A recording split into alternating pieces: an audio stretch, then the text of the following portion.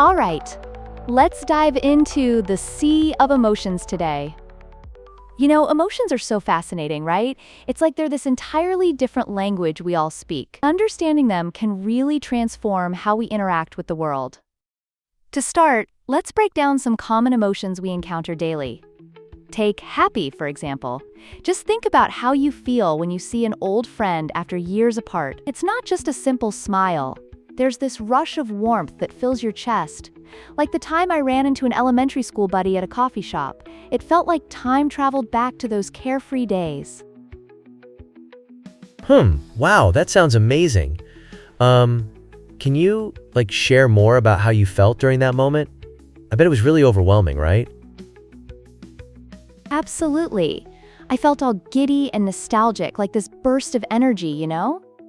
Then there's sad. Like when I once heard some heartbreaking news about a family friend. It felt like a heavy stone dropped in my stomach. Everyone experiences sadness. I mean, remember that one time when your favorite sports team lost a crucial game? How did that feel for you? Oh man. It felt like the world was ending. But, how do people, cope with those intense feelings? I mean, you can't just go around sulking forever, right? Exactly. That's where emotional intelligence comes in, like a superhero with a cape. It helps us navigate feelings like angry. Take, for example, the classic scenario of a teacher getting upset because students are noisy. Have you ever seen that happen? It's almost like watching a volcano about to erupt. Ha! Right? Those poor kids. Do you think the teacher feels regretful afterwards? Like maybe they didn't want to lose their cool? Definitely.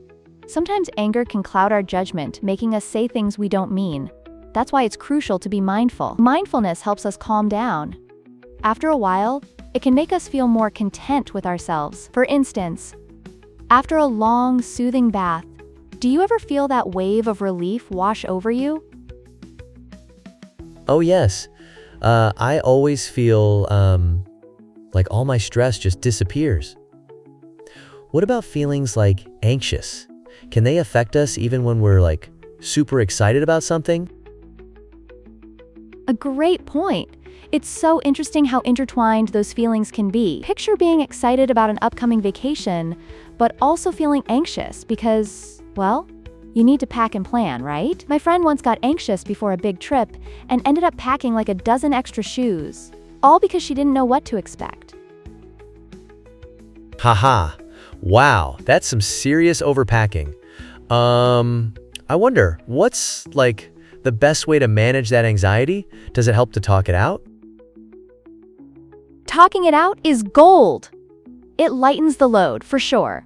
But sometimes, transforming that anxiety into something positive can boost our confidence. Think about feeling confident right before a big presentation. A comfortable setup, deep breaths, and voila, suddenly, you're a lion ready to roar. Ooh, I love that visual. But what if someone, isn't feeling confident at all? It can be so discouraging. Ah, yes. And that's where it gets tricky. When insecurity sneaks in, it helps to remind ourselves of our past victories. Like, when I started public speaking, my hands would shake like I just drank 5 cups of coffee. I had to remind myself of my small wins. It's all about building that inner cheerleader. I need to find mine too. It's so easy to get lost in doubt sometimes. What about those moments when we feel gloomy? Even if the sun is shining outside, inside, you feel like a rainy cloud. Oh, I can relate. It's like being in a cozy cafe with gray skies looming outside. You might feel compelled to pull the blankets tight and hold off the world, but embracing those moments is just as important.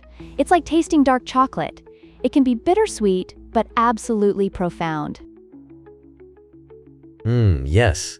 Dark chocolate is the best. And what about feelings like hopeful? Do you think people have to work at being hopeful, or does it just come naturally? Hope is an interesting beast. It can come naturally in some, but it's often built through hardship. Think of a plant that breaks through concrete against all odds. It's gritty, but oh so beautiful. Having that spark can guide us through the most difficult times, whether it's the loss of a job or a breakup. Wow. I love that analogy with the plant.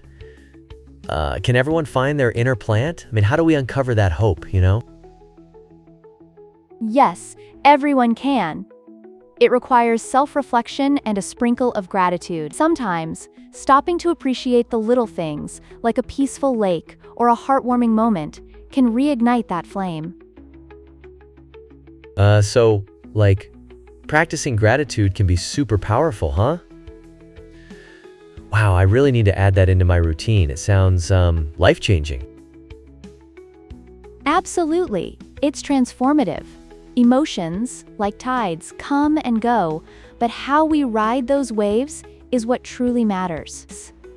So let's wrap this emotional roller coaster up with the understanding that every feeling paints our human experience.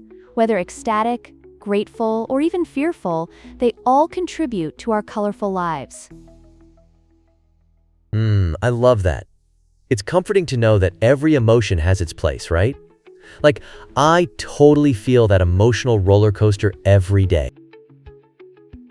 Exactly. Navigating through them can be tricky, but it's essential. After all, each emotion has a lesson to teach us. That makes so much sense. I'm excited to dive into my emotions now. Thanks for all the insights.